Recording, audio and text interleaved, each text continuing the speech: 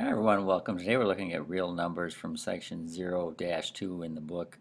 And we have two learning targets. First, I can identify rational and irrational numbers. And second, I can determine if square roots are rational or not. And if they're not, they would be irrational.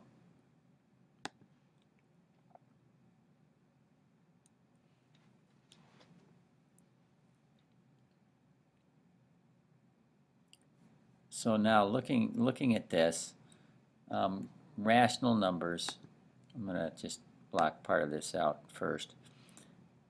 Rational numbers can include any integers. So things like -3, -2, -1, 0, 1, 2, 3, and that'll extend both directions forever. Plus any other numbers that can be written as a fraction, and that would be in the form a over b, where b can't be 0. Remember, we cannot have 0 in the denominator of a fraction. That would be undefined, so that won't work. But if we can write it as a fraction and have something other than 0 in the denominator, and we have integers in place of a and b, then it would be a rational number. Also, if decimals either terminate, which means stop, or they repeat, they will be rational as well. So that's what rational numbers will include. Irrational numbers, on the other hand,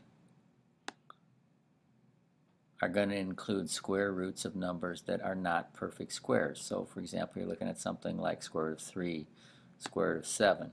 You won't get a nice clean integer answer. So if you have a square root of an integer and you don't get an integer, it's going to be an irrational number. If on the other hand you have a square root of an integer and it's another integer, then it will be rational. Okay, again,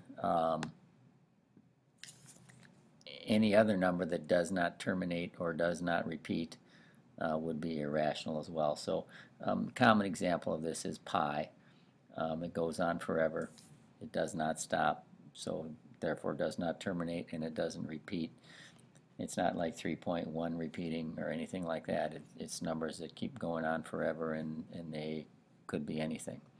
That would be an irrational number when you're looking at pi. That's kind of the classic example of an irrational number. So again, just looking at the square roots again, this is part of your second learning target. Again, just to confirm, square roots of perfect squares are going to be rational numbers. So for example, square root of 16 equals 4, square root of 36 equals 6.